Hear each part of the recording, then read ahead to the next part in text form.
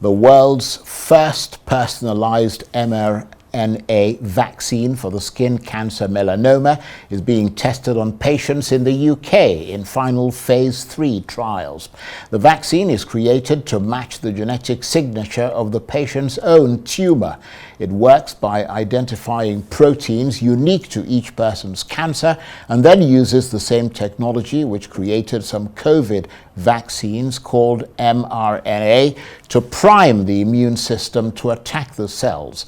It's being used in combination with another cancer drug, and previous results suggest together it almost halved the risk of recurrence or death after 3 years.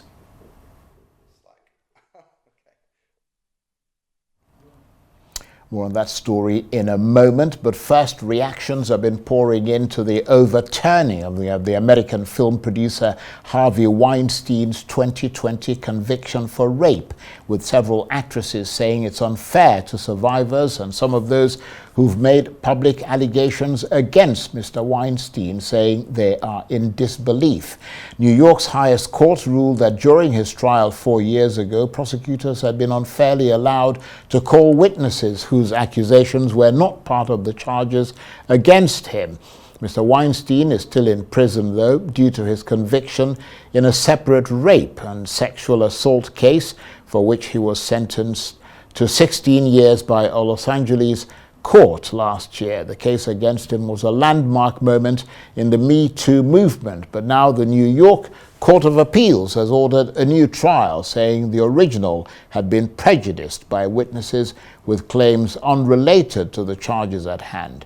Mr. Weinstein has always maintained his innocence. I think it's a setback for the judicial system. I will say that. It's not a setback for the movement, and we need to be clear about that. Our judicial system should be much further along by now. They've had a lot of learning, a lot of lessons. They've had a lot of time to understand the life cycle of survivors, and they clearly don't get it. We get it. So it's not a setback for us. We're doing our work. We're out here every day doing our work. We are disappointed.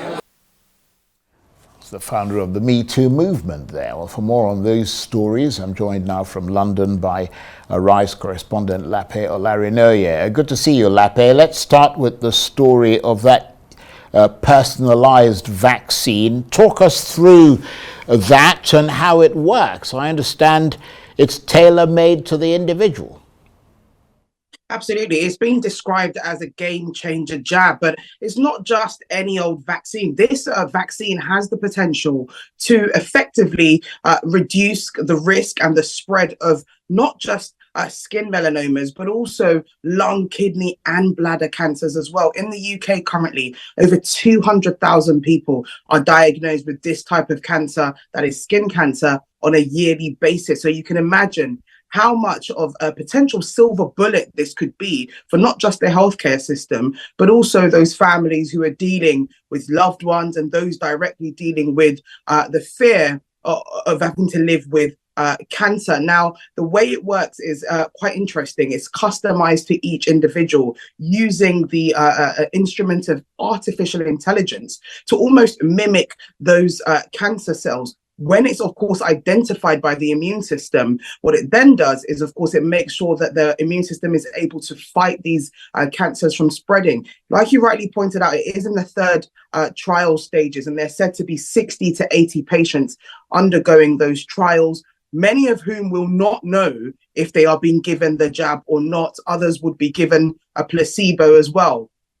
But in addition to that, Charles, this phase has been brought about as a result of the second trial proving to be very effective. That's, of course, led to this third trial, which, like I said, could potentially be a silver bullet. Some families that have vocalized the results of this have said that this has given them yet another hope, a hope to fight an invisible enemy, the big C, as it's commonly called. And so, effectively for 200,000 people that are diagnosed with this type of cancer a year, and even more people diagnosed with lung, bladder and kidney cancer, this could be a complete game changer for not just the UK, but also the rest of the world. It's said that if this third trial goes well, that this could potentially be rolled out across the rest of the country, mimicking the same rollout of the COVID-19 vaccine. So it's an interesting jab because, like I said, it's customized,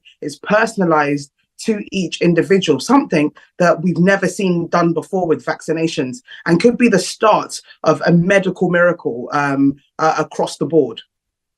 That's a very important point you make there, that last bit particularly, because I've heard a lot of people saying that this could be the beginning of the process of exploring what mRNA could do with other cancers as well, beyond melanoma. But let's move on, because we're fast gobbling up our time. Let's turn to the overturning of the American film producer Harvey Weinstein's 2020 conviction for rape. I understand reactions have been pouring in, with several of his alleged victims saying it's unfair to them. Tell us more.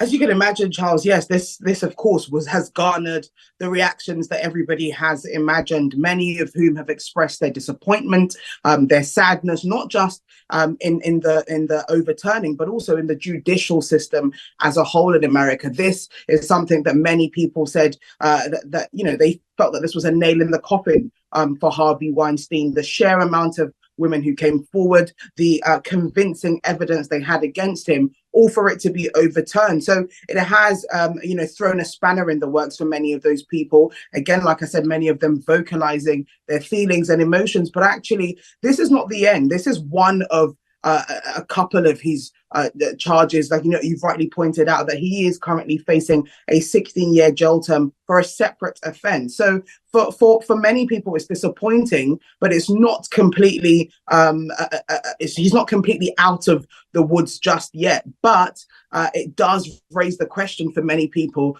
about what kind of evidence can be admitted in court in cases like this, in cases that aren't as big and landmark as this for the regular person. So a disappointment for many, but also many questions raised about the American judicial system as a whole. Indeed. Lape, thanks very much indeed. Lape Olarinlola is Arise correspondent. She was talking to me there from London.